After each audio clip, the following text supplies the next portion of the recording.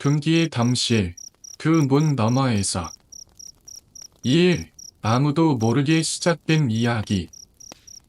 그날의 기억은 지금도 내 머릿속에 또렷하게 각인되어 있다. 그건 단순한 추억이 아니라 어쩌면 평생 떨쳐낼 수 없는 저주이자 정신의 귀멸로 남아있는지도 모르겠다. 나는 원래 귀신이나 오컬트적인 분위기를 질색하는 사람이었다.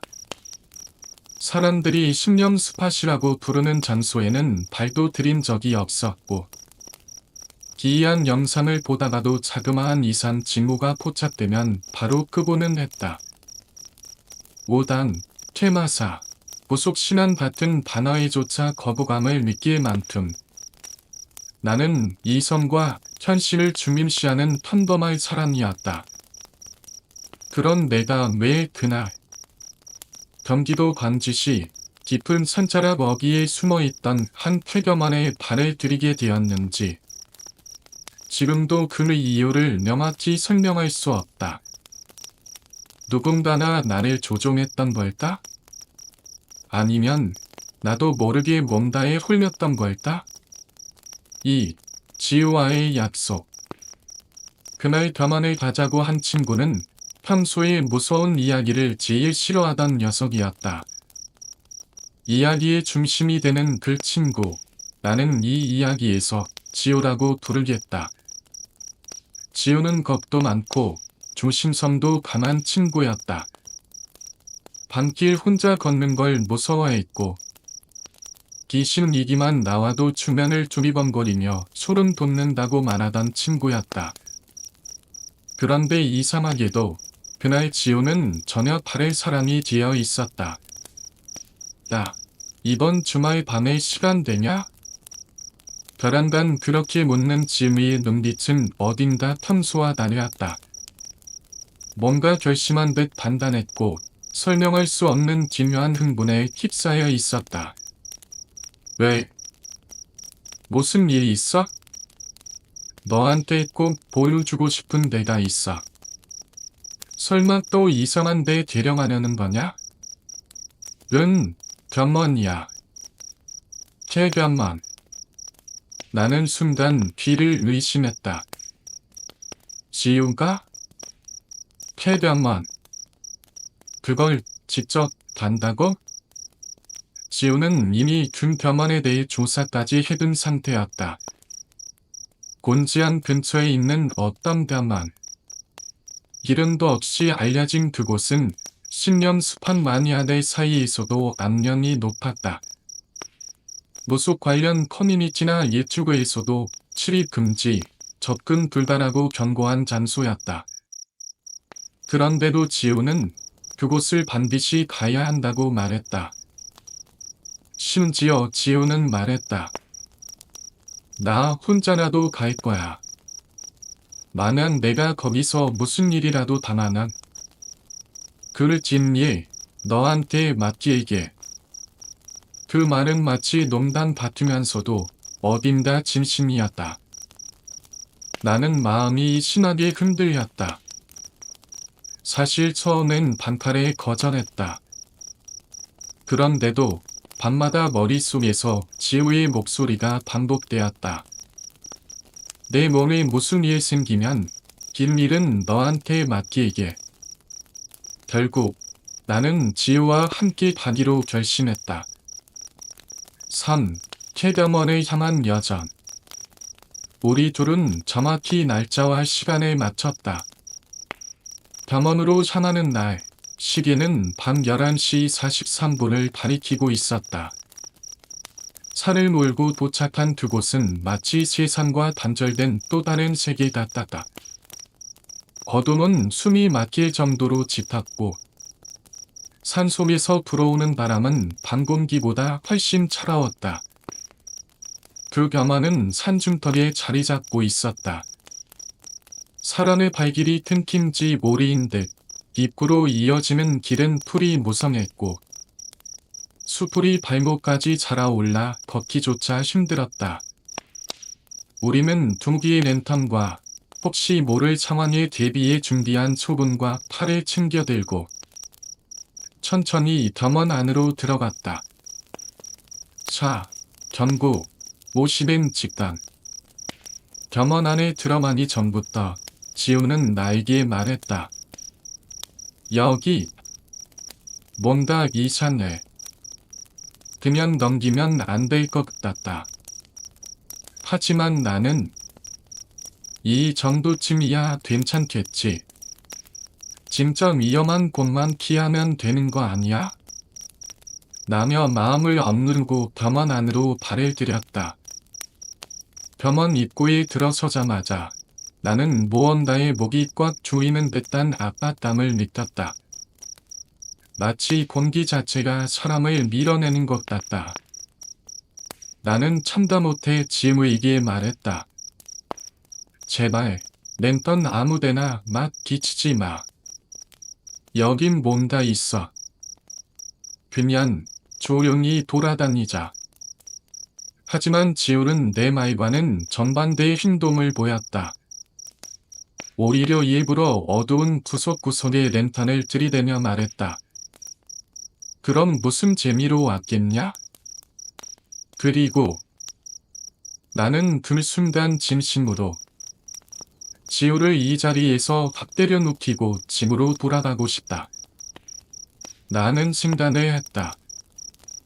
아무도 모르게 그들은 그것을 시작했다. 한참 묻고 떠들던 수학 여행의 방. 누군가는 몰래 방 안 구석에 앉아 아무도 모르게 분신 사반을 준비하고 있었다.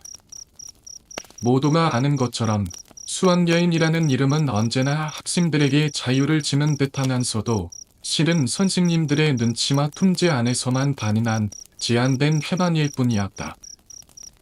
처음에는 아이들이 서로 몰려다니며 같은 반 친구들과 장난을 치고 소소한 게임을 하고 혹은 몰래 가져온 간식으로 파티 분위기를 내기도 했지만 시간이 흐르자 모든 것은 예전보다 빠르게 정리되어 갔다. 선생님들의 불 꺼라는 내침이 공기처럼 물려 퍼졌고 불이 꺼진 후에는 밭방에 개정된 학생들은 억지로 이불 속에 들어가야만 했다. 다들 투덜거리며 아직 안 졸리다며 불만을 토했지만 낮에 다녀온 빡빡한 관광 일정에 치료가 쌓인 탓인지 대부분은 꽃잠에 빠져들었다. 하지만 나와 내 친구는 달랐다. 우리는 그날 밤이 오기만을 기다리고 있었다. 말로만 듣던 즉시 그러니까 새벽 1시가 다가오고 있었던 것이다. 오컬트에 조금이라도 관심 있는 사람이라면 다들 알 것이다. 새벽 1시부터 3시까지 그 시간은 귀신들이 가장 활발하게 움직인다는 죽음의 시간이라는 것을.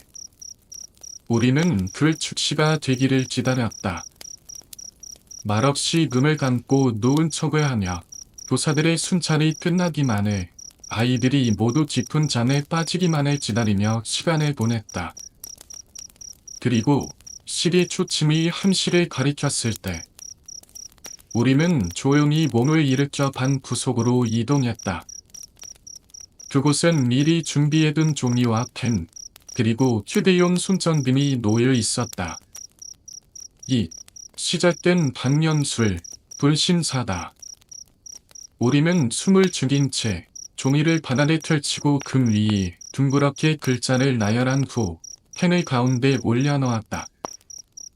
서로 손끝에 살짝 힘을 준 채 펜을 잡고 우리는 불신사마의 주문을 잡고 조심스러운 목소리로 반복했다. 분신사다. 분신사다. 여기에 계신다요. 이곳에 오셨습니까? 온 밤 안은 적막했다. 창밖에서 불어오는 바람 소리조차 들리지 않았다. 어둠은 빛을 삼키듯 무겁게 내려앉았고 휴대용 손전등 하나만이 어스름하게 우리의 얼굴을 비추고 있었다. 그 안에서 우리는 서로의 눈을 바라보았다.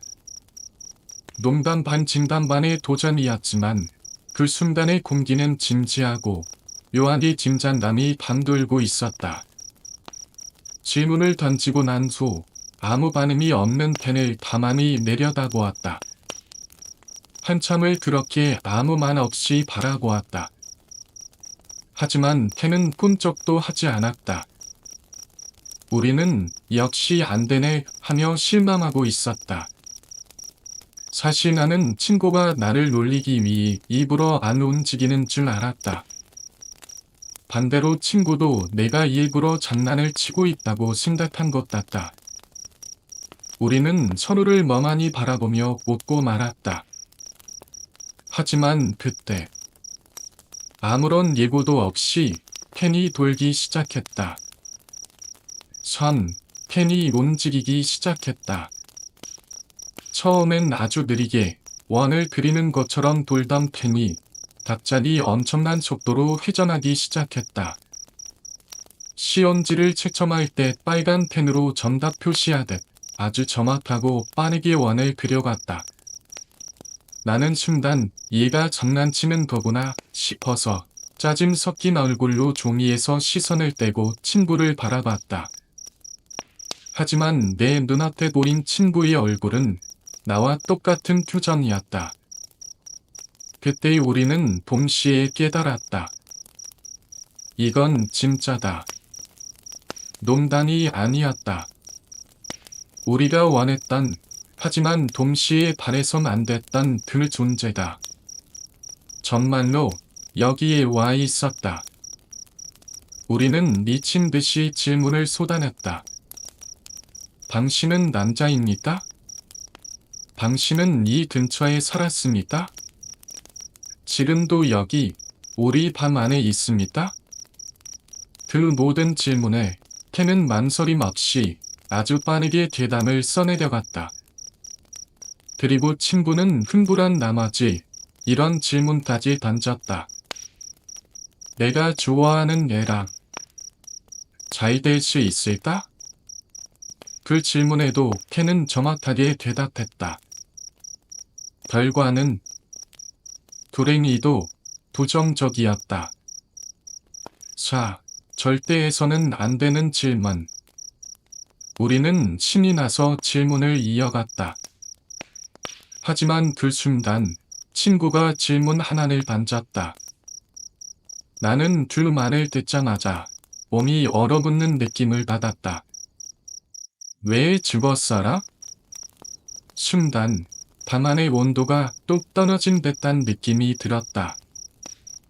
숨이 막혔다. 그건 절대 해서는 안 되는 금기의 질문이었다. 나는 오컬트에 관심이 많아 그런 금기를 알고 있었지만 친구는 몰랐던 것이다. 돌신사마에서 귀신에게 왜 죽었느냐는 질문은 그들의 원한을 자극하는 질문이다. 장난스럽게 불려나온 훈련은 그 순간 진짜로 깨어나며 그 분노를 질문자에게 던진다. 나는 급히 천부겸을 메우며 불신사만을 종료하려 했다. 하지만 캔은 갑자기 빠르게 움직이기 시작했다. 그리고 종이에 새겨진 단어는 단 하나였다. 소용없어. 그 순간 친구는 검에 질린 나머지 펜에서 손을 떼버렸다. 그 이후의 대다. 박명수는 귀신의 허락 없이 일반적으로 종료하면 안 된다. 그건 룰이다. 그 룰을 깼을 때 귀신은 반드시 대가를 요구한다. 나는 얼른 종이를 챙겨 화장실로 달려갔다. 미리 챙겨둔 라이터로 종이를 태우고 그 재를 물에 흘려보냈다. 겨우 그렇게 밤을 보냈다. 그리고 다음 날 수학여행 둘째 날이 밝았다. 하지만 이상한 일이 시작되었다. 우리 반 학생들만 이상하게 자꾸 사고가 나는 것이다. 산을 오르다 미끄러져 크게 다칠 뻔한 학생. 계곡가에서 발을 헛디뎌 물에 빠질 뻔한 친구. 심지어 돌아오는 길에는 우리 반 버스 앞에 갑자기 승용차가 끼어들며 아찔한 상황까지 벌어졌다. 우연이라기엔 너무 잦았다. 우리는 깨달았다. 그것은 아직 끝나지 않았다. 결국 우리는 수학여행이 끝난 후 오소비를 찾아 나서 정식으로 굿을 하게 되었다. 나도 모르게 한 번은 들었었다. 사람은 누구나 한 번쯤 어리석은 호기심이라는 문턱에 발을 들인다. 그게 별일 없이 지나가면 그저 웃고 넘길 일이 되지만 만약 그 문턱 너머에 진짜 금기가 존재한다면 그걸 건드린 순간부터는 다시는 원래의 일상으로 돌아갈 수 없게 된다. 나는 오늘 그 이야기를 하려고 한다. 내가 겪은 건 아니지만 내 지인이 직접 겪은 실화이냐. 그 지인이 아직까지도 몸을 떨며 만하게거리는 너무도 깊이 새겨진 공포의 지역이다. 2. 히토리 카쿠렌보 자기 자신을 향한 저주. 분신사마 다음으로 가장 유명한 방념술이 있다. 바로 혼자 하는 숨바꼭질, 일본어로는 히토리 카쿠렌보라고 부른다. 한국에서는 줄여서 별표 콘숨, 별표 2라고도 불리냐. 인터넷을 검색만 해도 수많은 후기와 영상, 영화, 만화까지 쏟아져 나올 정도로 대중화된 오컬트 행위다. 하지만 이 행위는 단순한 장난이 아니다. 이건 어디까지나 별표 자기 자신을 향한 저주, 별표라는 것을 알아야 한다. 이 방념술은 실은 굉장히 간단한 구조를 가지고 있지만 그 속에 담긴 논리는 믿을 수 없을 만큼 어둡고 온습하다. 가장 무서운 건 뭐냐고? 다른 사람을 끌어들이는 게 아니다. 자신의 몸에 저주를 거는 의식이라는 점이다. 그 순간부터 방념은 당신을 찾고 숨는 건 바로 당신 자신이 된다. 3. 일본에서 들려온 실화. 내가 이 방념술을 처음 접한 건 한국이 아니었다. 사실 이 혼숨이라는 방념술이 한국에서 본격적으로 알려지기 시작하기 훨씬 전 내 지인은 이미 일본 현지에서 이 미식에 대한 소문을 듣고 있었다. 그 지인은 당시 일본에 거주 중이었고 일본인 친구들과 어울리며 자연스레 일본 내의 다양한 민속 전설과 오컬트 풍습에 노출되어 있었다. 그때 그는 우리가 흔히 알고 있는 혼숨과는 다른 버전을 듣게 된다. 보통 우리는 인형 안에 손톱이나 머리카락을 넣는다고 알고 있지 않은다. 하지만 일본 현지에서는 키를 사용하는 방식도 존재했다고 한다. 키는 살아있는 생명의 증거이자 영적인 고리를 연결하는 가장 강력한 매개체 중 하나다. 그리고 그 지인은 실제로 그렇게 했다. 키를 묻혀 만든 인당. 그리고 숨기 위한 장소. 모든 준비는 완벽히 마쳤다. 4. 키와 칼. 너무 위험한 준비물. 보통 중국에서 혼숨을 시도할 때는 비교적 안전을 고려해 볼템이나 샤프처럼 덜 위험한 도구를 사용하나 보대야 한다. 하지만 그 지인이 혼숨을 준비하던 당시의 일본에서는 그런 개념 자체가 없었다. 당연하다는 듯 날카로운 칼을 사용했고 그것이 무엇이든 관계없었다. 샤프에 찔려도 아프고 칼에 찔려도 고통스럽다. 칼에 찔리면 죽을 수도 있는 것이다. 그 지인은 자신의 피로 이념을 준비했고 실제로 의식을 시작했다. 5. 혼숨이 시작되던 밤. 혼숨은 말 그대로 혼자 하는 숨바꼭질이다. 일령에게 자신의 신체 일부를 넣고 소금을 든 물과 함께 의식을 시작한 후 찾으러 갈게 나눌 선언과 함께 숨는 것이다. 의식이 시작된 후 그는 침착하게 작은 잔 안으로 몸을 구겨 넣었다. 일본 전통 가옥이 있는 이불잔을 안을 사람이라면 알 것이다. 좁고 어두우며 오랜 세월 먼지에 벗긴 그 공간. 그는 숨을 죽이고 그 안에 숨어 있었다. 시간이 흐르면서 TV 채널이 멋대로 바뀌고 거실 바닥에서 누군가나 걷는 소리가 들렸다. 그리고 어디 있니? 낮은 목소리, 속삭이는 듯한 그 말은 분명히 혼자 있는 집 안에서 들려올 수 없는 종류의 소리였다. 그는 침묵을 일치했다. 하지만 오래된 잔 안은 너무나 불편했다. 다리는 저려오고 호흡은 바빠졌으며 자세를 바꾸지 않으면 안 될 정도로 불편했다. 그는 살짝 몸을 움직이려다 실수로 잔에 물을 발로 찼다.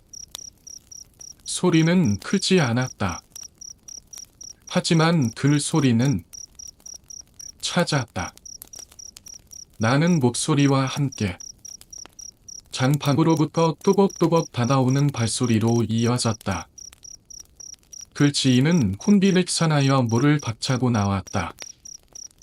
그리고 이명을 찾아 단지로 우리 집을 종료시켰다. 그 순간까지는 평범한 혼숨 소기처럼 보였다. 유혹, 진짜 공포는 그날 밤이 아니었다. 의식이 끝난 후 그는 그 모든 걸 까맣게 잊고 일상으로 돌아갔다. 자신이 살아있고 멀쩡하다는 안도감 속에서 친구들과 술자리를 가졌다. 그날 밤 그는 일본인 친구들과 늦게까지 술을 마셨고 각자의 집으로 흩어졌다.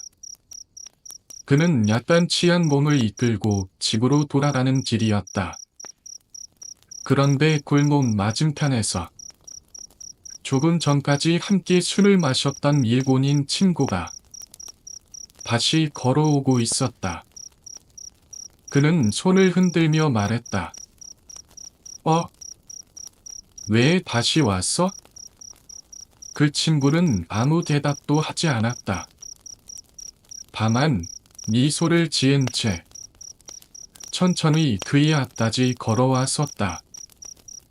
그리고 찾았다. 나는 말을 남기고 칼을 뽑아 그의 대를 찔렀다. 의식의 칼, 현실의 흉기. 그 지인은 칼에 찔린 자신의 대를 내려다보며 믿을 수 없다는 듯 친구를 바라보았다. 친구는 그 순간 자신이 혼숨의식에서 사용했던 바로 그 칼을 들고 있었다. 그는 그대로 쓰러졌지만 다행히 근처를 지나던 행인이 발견하고 신고해 응급처치를 받고 생명을 건질 수 있었다. 그리고 경찰이 조사한 결과는 충격적이었다.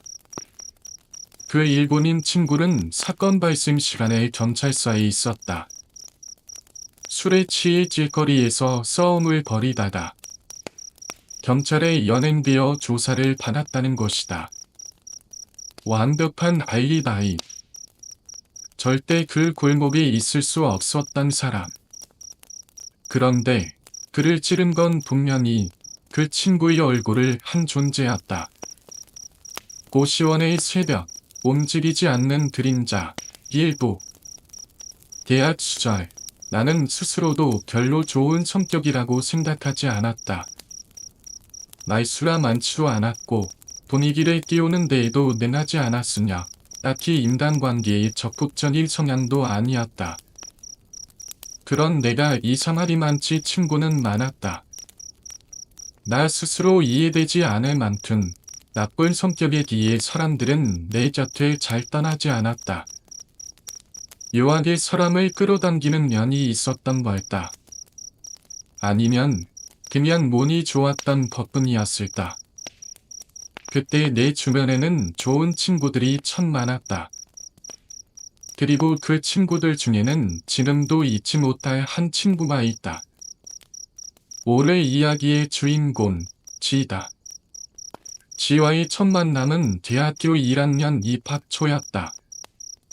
당시 우리는 같은 과도, 같은 또마니도 아니었고, 처음엔 가볍게 인사만 하는 정도의 사이였다. 하지만 학년이 지나고 시간이 흐를수록 우리는 서로를 이해하고 의지하는 사이가 되었다. 특히 1학년을 마칠 즈음에는 서로를 가장 가까운 친구라고 부를 만큼 가까워졌다. 그때부터 우리는 본격적으로 자주 어울리게 되었고, 함께 여행을 가거나 서로의 고향에 놀러가기도 했으며, 심지어 시골에 있는 소문난 팔간을 찾아나 탐험도 하곤 했다. 물론 모리즘의 단력이 센 친구는 없었다. 폐가 탐험도 대부분은 천잔 도착 후 겁먹고 그냥 돌아오는 시기였고, 결국 그건 경험이라기보단 우리 사이의 추억, 이야기 거리로만 남아 있었다. 그렇게 재미있고 때론 철없는 대학 생활을 보내던 중 우리는 하나둘씩 군 입대를 시작했다. 나는 친구들 중 가장 먼저 입대한 사람이었다. 휴가 때마다 친구들을 만나 군대에서 있었던 황당한 이야기들을 들려주며 밤늦게까지 술잔을 지우리곤 했다. 그리고 내 길을 따라 대부분의 친구들이 비슷한 시기에 입대를 했다. 누구보다도 빨리 입대하고 싶다며 큰 소리치던 지도 마찬가지였다. 시간이 흐르고 나는 제대를 했고, 그 뒤를 이어 친구들도 하나둘씩 복학 준비를 시작했다. 지가 제대한 건 무더웠던 2006년 7월, 한여름의 한복판이었다. 지의 제대 소식을 들은 우리는 마치 신입생 때로 돌아난 것처럼 다시금 뜨겁게 어울리기 시작했다. 예전처럼 술을 마시고 밤새도록 시간을 떨고 들면 함께 있는 것만으로도 기분이 좋아지는 그런 나날이 이어졌다. 지는 학교 근처에 원래 자취방이 있었지만 우리와 더 자주 어울리기 위해 학교 앞 고시원에 방을 얻었다. 그 고시원은 친구 이이치가 이미 살고 있던 곳이었고, 누가 봐도 둘이 놀려고 방 얻은 거 아냐 싶은 조합이었지만, 지는 제대한 기념이라며 화세를 부리며 웃어남겼다. 그 이후로 우리는 고시원 방에서 자주 어울렸다. 술자리는 점점 잦아졌고 방이 좁았음에도 불구하고 그곳은 언제나 시끌벅적한 아지트가 되어왔다. 그날도 예외는 아니었다. 우리는 늦은 시간까지 술을 마셨고 지는 막걸리를 유난히 많이 마셨다. 농담처럼 막걸리 마시면 엄마도 못 알아본다. 덧말이 현실이 될 만큼 지는 그날 유난히 빨리 취했다. 그렇게 우리는 하나둘씩 흩어졌고 지는 고시원 방으로 돌아와 침대에 쓰러지듯 누웠다. 시력이 짙었다. 찬밤으로는 매미 소리도 바람 소리도 사라짐 점점 많이 단도났다. 지는 심한 발진에 눈을 떴다. 귀 반은 바짝 말라 있었고 목구멍은 타들어가는 듯했다. 뭔가 마시고 싶다는 생각에 그는 몸을 일으키려 했다. 그런데 몸이 움직이지 않았다. 처음엔 반신이 팔다리가 저렸다고 생각했다. 좁은 방 안에서 뒤척임 없이 잠든 탓에 혈액순환이 안 되었겠지. 그렇게 대수롭지 않게 넘기려 했다. 하지만 시간이 지날수록 점점 더 이상한 감각이 몰려왔다. 눈은 떠졌지만 목을 돌릴 수 없었고 입은 벌어지지 않았으며 팔은 꿈쩍도 하지 않았다. 지는 그제야 깨달았다. 이건 단순한 몸살이 아니다. 고시원의 새벽, 움직이지 않는 그림자, 확잔 소반복. 진은 그날 이후 한동안은 이전과 다를 것 없는 평범한 일상을 보내는 듯했다. 고시원이라는 좁은 공간, 습하고 답답한 그 밤이 답답하긴 했지만 적어도 그날 밤처럼 이상한 일은 다시 일어나지 않았다. 그로 점점 마음을 다잡기 시작했다. 그날은 단지 술에 취해서 섭god을 본 거겠지. 잠결에 착각했던 거야. 내가 피곤해서 혹은 스트레스로 인해 가위를 눌렸던 거겠지. 그런 식으로 스스로를 위로했고 진짜로 시간이 지나자 조금씩 괜찮아지는 것 같다. 그렇게 그 사건은 조금씩 머릿속에서 흐려져 가고 있었다. 그러던 어느 날 밤, 진은 오랜만에 나와 함께 술자리를 가졌다. 오랜만에 만난 우리는 새벽까지 이야기꽃을 키우며 시간 가는 줄 몰랐다. 이야기를 나누다 보니 문득 진은 이전의 그 날을 떠올렸고 술 김에 아무렇지 않은 듯 웃으며 말했다. 그땐 진짜 내가 미친 줄 알았지. 근데 요즘엔 별일 없습니다. 진짜 꿈이었나 봐. 그렇게 말하며 진은 막걸리 잔을 기웠다. 새벽 2시가 넘을 시다. 우리는 각자의 방으로 돌아갔다. 진은 고시원 방으로 돌아다 지친 몸을 이끌고 침대에 쓰러졌다. 그날따라 술기운이 유난히 강하게 올라왔다. 아무리 눈을 감으려 해도 머리는 빙글빙글 돌았고 몸이 둥둥 떠오르는 듯한 기분이었다. 그리고 깊은 잠이 들었다. 아무 의식 없이 그대로 잠겨들었다. 얼마나 시간이 흘렀을까. 진은 알 수 없는 이물감으로 인해 눈을 떴다. 입 안 깊숙한 어딘가가 단질거렸고 목구멍을 스치는 듯한 반쪽이 선뜻하게 전해졌다. 이상했다. 마치 무언가가 입 안을 파고들고 있는 듯한 감각. 무의식적으로 입을 벌리려 했지만 입술은 말라붙어 있었고 턱은 쉽게 움직이지 않았다. 그때였다. 지휘 왼쪽 귀에서 속삭이는 듯한 목소리가 들려왔다. 머버다. 그 소리는 분명히 사람의 목소리였지만 같은 공간에선 도저히 존재할 수 없는 너무나도 가까운 거리에서 마치 뒷속에 숨결을 불어넣는 듯한 느낌으로 들려왔다. 여자의 목소리. 나긋나긋하지만 섬뜩할 정도로 슴슴한 그 목소리. 진은 놀라 눈을 떴다. 밤 안은 어두웠지만 복도에서 스며드는 손번든 불빛이 불투명 유리를 통해 희미하게 들어오고 있었다. 눈이 어둠에 적응되자 전차시 하나 열리기 시작했다. 그리고 진은 자신이 본 것을 절대 믿고 싶지 않았다.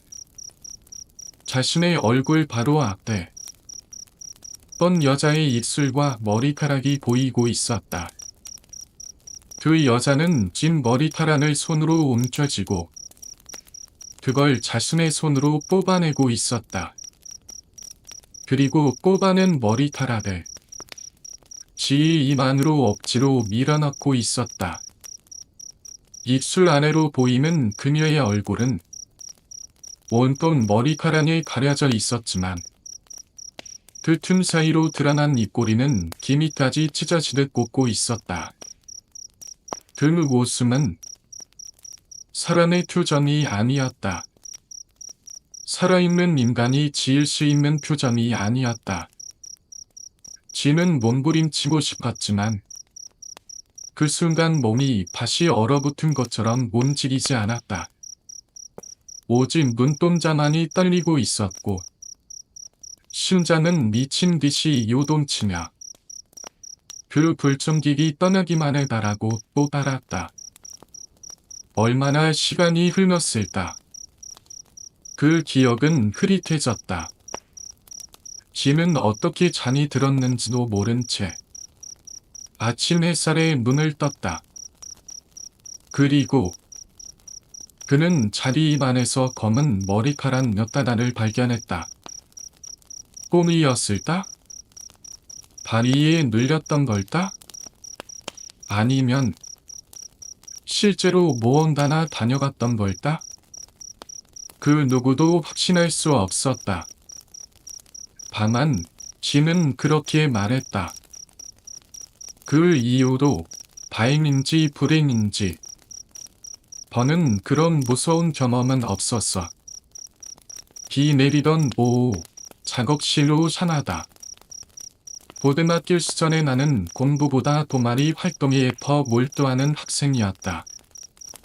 아침 일찍 등교해 수업을 듣고 학교하자마자 교실이 아닌 동아리 방으로 달려가는 것이 일상이었다. 특히 방송부 활동은 내 일상 대부분을 차지했다. 그 안에서 음악을 틀고 방송을 지을하고 선곡을 맡고 카메라를 만지고 나에겐 그 모든 순간이 학교생활의 전부였다. 그 방송부 안에는 예이라는 선배가 있었다. 그는 자칭 음악 천재였고 늘 음악 이야기를 입에 달고 다녔다. 본인은 전국 랩 경연대회 우승자라고 주장했지만 정작 누구도 그 사실을 확인한 적은 없었다. 그는 우리 학교에서 유일하게 머리를 탈색하고 다니는 학생이었고 집은 학교 근처에 있었지만 굳이 집이 아닌 먼 곳에 자취방을 따로 얻어 생활하고 있었다. 그 자취방은 단순한 생활 공간이 아니라 선배가 음악 작업을 위해 꾸며 놓은 작은 작업실이었다. 우리는 방학 중에도 학교에 나와 필사용 영상, 축전 음악 등을 작업해야 했기 때문에 그날도 어김없이 이틀 작업실로 향하게 되었다. 이 눅눅한 공기와 침묵, 그리고 축축한 덕지. 그날은 유난히 비가 많이 내리던 날이었다. 처음에는 파란비처럼 보슬보슬 내리더니 작업을 시작할 즈음에는 마치 하늘이 무너진 듯 억수같이 쏟아졌다. 에어컨조차 없던 두 방은 둠새 습기로 가득 찼고 창문 틈으로 빗물이 조금씩 스며들고 있었다. 창문을 닫고 싶었지만 키보드 왼편에는 쓰레기처럼 쌓인 악기들이 벽을 막고 있어서 움직일 공간조차 없었다. 나는 답답한 마음에 투덜거리며 A 선배에게 말했다. 전, 비 너무 들어와요. 창문 좀 닫죠. 평소 같았으면 장난 섞인 농담이나 잔소리가 돌아왔을 것이다. 하지만 그날의 그는 아무 말도 하지 않고 그저 묵묵히 키보드 앞에서 작업을 이어갔다. 내 말을 무시하듯 작업이나 계속해 나는 말만 반복했다. 그 모습은 평소의 그가 아니었다. 참 불편한 밤, 그리고 혼자 남겨진 작업실. 시간은 빠르게 흘렀고 우리는 계획했던 작업의 절반 정도밖에 끝내지 못했다. 곧 다음 주부터 보충 수업이 시작될 예정이었고 나는 며칠 안에 다시 모여 마무리하면 되겠다고 생각했다. 그래서 그에게 말했다. 형, 오늘은 여기까지 하고 지내가죠. 늦었어요.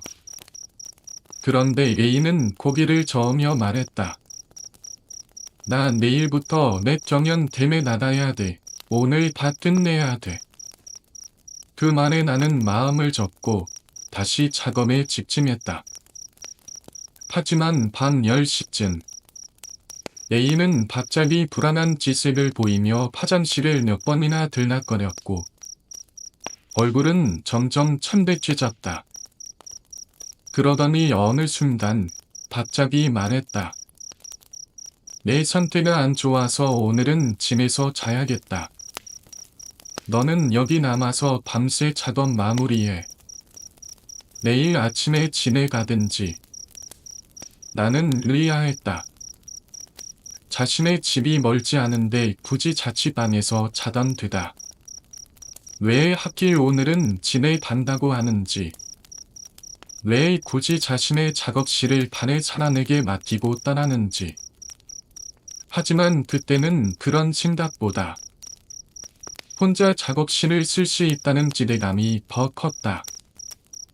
고등학생 시절 누구나 한 번쯤 자취에 대한 로망을 갖고 있었고 나 역시 마찬가지였다. 4. 낯선 공기, 반복되는 불길. 나는 결국 남기로 했다. 새벽 1시쯤 너무 피곤한 나머지 작업을 멈추고 침대에 누워 눈을 감았다. 그런데 혼자 있음이 온갖 귀신 이야기가 떠올랐다. 어릴 적 들었던 괴담들, 친구가 해줬던 섬뜩한 이야기들이 방의 정적 속에서 하나씩 되살아났다. 화장실이 가고 싶어졌다. 나는 조심스럽게 침대에서 일어나 화장실로 향했다. 그 화장실은 묘하게 너무 깨끗했다. 누군가의 손길이 거의 닿지 않은 듯한 말끔한 파일과 세면대. 그런데도 어딘지 차갑고 공허한 분위기가 맴돌았다. 보리를 마치고 불을 끈 뒤 침대에 돌아왔다. 그런데 화장실 불이 다시 켜져 있었다. 나는 분명히 껐다고 생각했지만 스스로 헷갈렸던 걸까? 다시 일어나 화장실로 가서 불을 끄고 돌아왔다. 그러나 잠시 뒤 나는 다시 놀랐다. 화장실 불이 또 켜져 있었다. 본토에 내려되었던 그 시절. 나는 군에 입대하기 전까지만 해도 신념지연이나 흉가 탐방 같은 공포와 관련된 모든 것들에 열광적이라 할 만큼 흠뻑 빠져 있었다. 각종 괴담 파트에 가입해 신념사진, 박명술 후기, 실화 괴담 등을 모조리 섭렵했고 심지어는 직접 폐가에 찾아나 탐방하는 모임에도 참여했다. 지금 생각하면 왜 그렇게까지 했는지 모르겠지만 그 시절에 나는 진짜 귀신을 한 번이라도 보고 싶다는 이상한 증견에 사로잡혀 있었다. 그러던 중 가입하게 된 국내 공포 체험 커뮤니티는 단순히 글을 올리는 공간이 아닌 직접 오프라인 정보를 통해 실제 흉가에 들어가는 활동까지 겸하는 매우 독특하고 활동적인 카페였다. 이상하게 활발했던 그의 가을의 정보. 보통 그런 정보는 여름에 집중된다. 날씨가 더우면 사람들은 겁도 덜 나고 폐가에서 하룻밤을 보내는 것도 덜 힘들기 때문이다. 하지만 2003년 가을 이상하게도 카페 분위기가 들뜬 듯 가을인데도 불구하고 정모를 하자는 분위기가 유난히 활발했다. 나는 밤시 입대를 앞두고 있었고 신체 검사를 마친 뒤 매일 술을 마시며 시간을 보내던 시점이었다. 그래서 정모 날짜를 놓쳤고 뒤늦게 카페에 접속했을 땐 이미 정모가 끝난 뒤였다. 그런데 분위기가 심상치 않았다.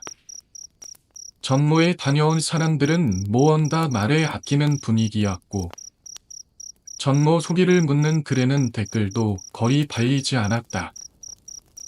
나는 더 궁금해졌다. 도대체 무슨 일이 있었던 걸까? 참지 못하고 글을 올려 질문했다. 그러자 며칠 후 카페의 함정이 내게 쪽지를 보내왔다. 선, 봄이의 그 나무, 그리고 절벽. 그 혐은 조용히 말했다. 그 일. 내가 직접 듣고 싶다면 내가 이야기해 줄게. 그 해바에 전모 장소를 정하는 것이 쉽지 않았다고 한다.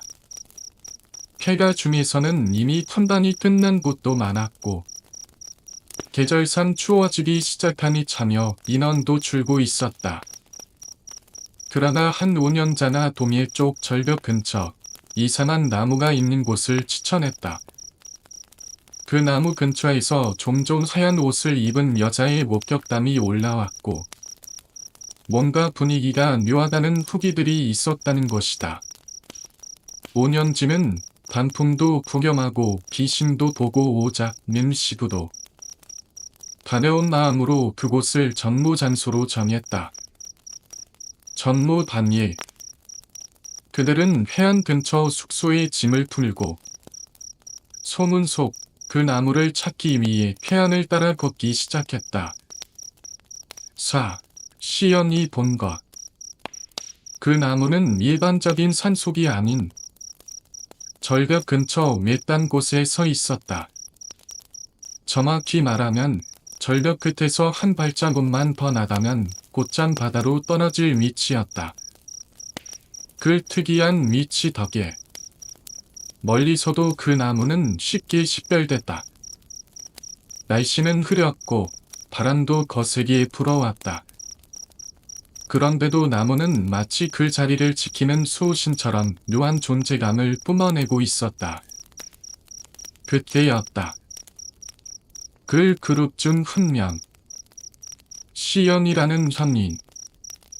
그 나무를 한참 동안 멍하니 바라보고 있었다. 눈은 초점이 풀려 있었고 아무리 불러도 반응이 없었다. 심지어 어깨를 잡고 흔들어도 꼼짝도 하지 않았다. 무언가에 홀린 듯한 모습이었다. 결국 다른 멤버들은 시험을 마구 흔들고 심지어는 땀이 따짓거리며 정신을 차리게 했다. 그리고 나서야 시험은 깨어났다. 그녀가 절벽을 내려오는 순간 시험은 정신을 차리자마자 고맙고 말했다. 그의 입에서 처음 나온 말은 감사였다. 그 형은 말했다. 내가 제일 먼저 그 나무를 봤어. 그런데 그 나무 중간에 하얀 소복을 입은 여자가 빙글빙글 돌고 있었어. 그 여자는 머리카락을 늘어뜨린 채 얼굴이 보이지 않을 상태로 나무 주위를 돌고 또 돌았다고 했다. 그 순간 시연과 그 여자 사이에 눈이 마주쳤고 그 여자는 입꼬리를 슬며시 올리며 웃었다. 문제는 그 나무와 시연 사이에는 바다와 절벽이 가로막고 있었고 거리는 너무 멀어서 사람의 표정을 알아볼 시조차 없다는 것이었다. 하지만 시험은 그 여자가 분명히 자신을 바라보며 웃었다고 했다. 시험은 분명히 말했다. 그 여자가 기어 내려왔어. 절벽을 말도 안 되게 빨리. 그리고 바다를 헤엄쳐서 나한테 오고 있었어. 다른 사람들은 그 말을 장난처럼 들었다. 왜냐면 시험은 평소에도 장난을 좋아하고 괴담에 열광하던 사람이었기 때문이다. 우리는 시험에게 장난 그만해 라며 웃어 넘겼고 시험은 억울하다는 듯이 고개를 저었다. 진짜야. 진짜로 그 여자나 절벽을 내려와서 바다를 건너왔어. 우리는 믿지 않았다. 그러나 진짜로 소름 돋는 일은 그 다음에 벌어졌다.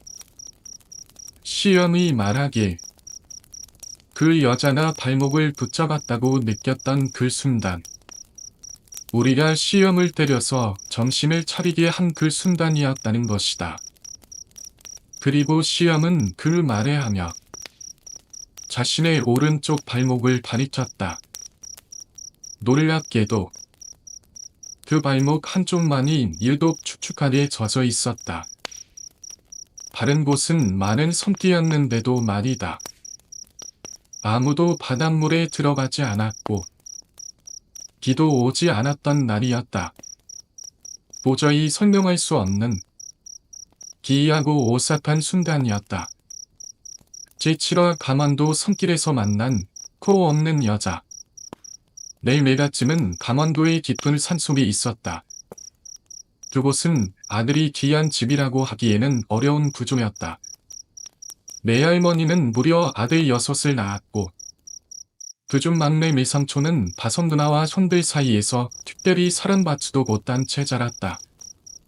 막내 매삼촌은 내 심부름을 도맡았다. 특히 저녁이 되면 어김없이 술 심부름을 가야 했다. 내가 집에서 마을로 가려면 깊은 산길을 혼자 걸어야 했다. 가로등 하나 없는 그 길은 발길 외에는 기치하고는 없는 어두운 숲이었다. 그런 길을 삼촌은 늘 주전자 하나를 들고 자루를 머리에 둘러쓴 채 걸었다. 삼촌은 용감한 사람이었다. 웬만한 일에는 겁을 먹지 않았고 어릴 적부터 혼자 산길을 다니며 자란 터라 익숙하다고 생각했다. 그날 밤. 그날도 그랬다. 저녁 노력부터 하늘은 잔뜩 흐려 있었고 비가 올 것 같은 기운이 가득했다. 삼촌은 월요일만큼은 심부름을 가기 싫다고 말했다. 그러나 형들은 여전히 막내에게 일을 떠넘겼고 삼촌은 결국 자루와 주전자를 들고 산길로 나섰다. 길을 반쯤 걸어갔을 무렵이었다. 어둠 속에서 순이한 무언가가 삼촌의 눈에 들어왔다. 형체는 인간 같았지만 전기가 흐릿했다. 몸의 실루엣이 뚜렷하지 않았고 어둠과 완전히 분리되지 못한 채 뭔가 이질적인 공기를 뿜어내고 있었다. 삼촌은 둘 형체가 사람이 아니라는 것을 본능적으로 알아차렸다. 그 순간 바로 등 뒤에서 조용한 목소리 하나가 들렸다. 비다. 오면 안 되는데. 삼촌은 깜짝 놀랐지만 순간적으로 전기를 틀었다. 그 소리는 다름 아닌 사람의 목소리였기 때문이다. 게다가 내용도 아주 평범했다. 비가 오면 안 된다는 것죠. 여느 여자나 했을 법한 말. 삼촌은 곧 길을 돌아봤다. 그곳에는 흰옷을 입은 여자가 서 있었다. 등을 둘린 채 여전히 같은 말을 반복하고 있었다. 비가 오면 안 되는데. 이상한 점은 그 여자가 한 발짝도 움직이지 않고 있다는 것이었다. 아무리 걱정하는 말투를 반복해도 그 자리에 굳어버린 것처럼 가만히 선 채 말만 하고 있었다. 코 없는 얼굴. 삼촌은 조심스럽게 반하다며 말했다. 괜찮으세요? 여기 비 좀 피하셔야죠. 그러면서 자수히 쓰고 있던 자루를 벗어 그녀에게 씌워주려 했다. 그 순간 삼촌은 그녀의 어깨에 손을 얹었다. 그리고 그 여자는 고개를 천천히 돌렸다. 그녀의 얼굴은 코가 없었다. 눈은 있었고 입도 있었지만 코가 있어야 할 자리에는 커다란 2개의 구멍만이 뚫려 있었다. 그리고 그 기리한 얼굴을 한 여자는 멍하니 삼촌을 바라보며 여전히 같은 말을 반복했다. 비가 오면 안 되는데. 삼촌은 그날 짐을 돌아오자마자 이모들과 다른 삼촌들을 모두 거실에 불러 모았다. 그리고는 방금 자신이 겪었던 일을 하나하나 마치 재판의 증인처럼 진지한 얼굴로 풀어놓았다. 반만은 금세 싸늘해졌다. 삼촌의 이야기를 들으며 묵묵히 고기를 끄덕이던 큰 이모는 갑자기 낮은 목소리로 입을 열었다. 아니야. 그건 난염 환자가 아닐 거야. 코가 그렇게 칼로 자른 것처럼 깔끔하게 없어질 수는 없어. 혹시 그 여자 만미 아닐까? 순간 방 안의 공기가 멎은 듯했다. 내가 태어나기 전에 납치돼 죽었다던 모리 언니 말이야. 나중에 시신이 발견됐는데 코가 칼로 도려낸 것처럼 잘려 있었다고 하더라. 그 말에 모두의 얼굴이 굳어졌다. 아무도 쉽게 말을 잇지 못했다. 이모의 말은 단순한 지식이 아니다. 죽은 가족을 직접 겪을 사람의 목소리였기 때문이다. 그 이후도 막내 리선초는 술 심부름을 절대 혼자 하지 않겠다고 선언했다. 이모들과 다른 삼촌들도 이제 그 심부름을 더는 낭비처럼 넘길 수 없다는 걸 깨달았다. 결국 장남을 제외한 넷째 이모, 다섯째 이모, 셋째 삼촌이 막내 삼촌과 돌아다녀 함께 심부름을 가기로 합의했다. 그렇게 한 달이 지났다. 그로마는 다행히도 아무런 사건이 일어나지 않았다. 심부름도 조용히 무탈하게 이어졌다. 이에 다시 시작된 이상한 조짐. 그러던 어느 날, 그날도 하늘은 회색빛으로 가득했다. 해가 지기 시작하자 먼 하늘에서 깃땀물이 한두 방울씩 떨어지기 시작했다. 오늘 심부름 차례는 넷째 이모였다. 이모는 평소 장난을 잘 치는 성격이었고 특히 막내 삼촌을 골판 먹이는 걸 즐겼다. 삼촌은 그런 이모와 함께 심부름을 가는 게 썩 내키지는 않았지만 혼자 가는 것보다는 낫다는 생각에 따라 나섰다. 어두운 산길을 걷다 보니 어느새 이모는 보이지 않았고 삼촌은 자신이 혼자 남겨졌다는 걸 뒤늦게 깨달았다. 이 자루 다시 돌아오다. 삼촌은 가만에서 주변을 두리번거렸다. 혹시 이모가 앞서간 건 아는지 혹은 뒤에 남았는지. 그때 집 쪽으로 돌아나는 길 한가운데 커다란 자루 하나가 놓여있는 것을 발견했다. 삼촌은 얼어붙은 듯 그 자루를 바라보았다. 멀리서도 확실히 보였다. 그 자루는 한 달 전 삼촌이 그 여자에게 건넸던 그 자루였다. 다리가 떨리기 시작했다. 이마는 바싹 말려닿고 그 자루를 응시하던 삼촌의 귓가에 낮고 기리한 목소리가 속삭였다.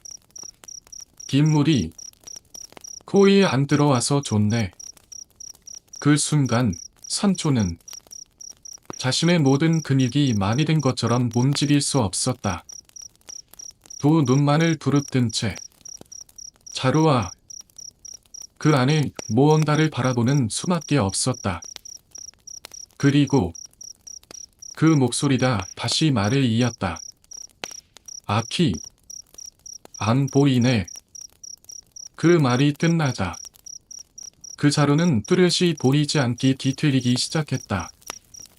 자루의 윤곽이 일그러지고 형태는 기리하게 부풀었다가 쪼그라들었다가 그리고 천천히 삼촌 쪽으로 기어오듯 움직이기 시작했다. 그러면서 그 자루는 분명히 말했다. 내 눈 가져가야겠다. 삼촌의 도망. 삼촌은 온몸의 감각이 돌아오는 순간 정신을 차리자마자 있는 숨껏 달리기 시작했다. 그를 쫓는 자루는 풀숲을 스치는 소리를 내며 따라왔다. 그러나 이상하게도 그 순간 풀벌레 소리도 개구리 소리도 바람 소리도 들리지 않았다. 세상은 점처리에 잠긴 채 오직 자루가 움직이는 슬 하는 천조각이 툴립과 도디치는 마찰음만 들릴 뿐이었다. 삼촌은 필사적으로 시내 쪽을 향해 달렸다. 누군가에게 살아있는 사람에게 받지만 하면 이 공포가 멈출 거라 믿으냐. 시내에 도착한 삼촌은 술집에 들어가 술을 받아들었다. 그러나 술을 사서 돌아가지 않았다. 그 자리에 털썩 주저앉아 술을 다 마셨고 그대로 길바닥에 누워 밤을 지새웠다. 다음 날 아침 거지꼴이 된 삼촌을 보고 이모들과 다른 가족들은 깜짝 놀랐다. 그날 이후로는 그 누구도 다시는 그 산길을 혼자 걷지 않았다. 그리고 그 하얀 소복의 여자는 다시는 아무에게도 나타나지 않았다.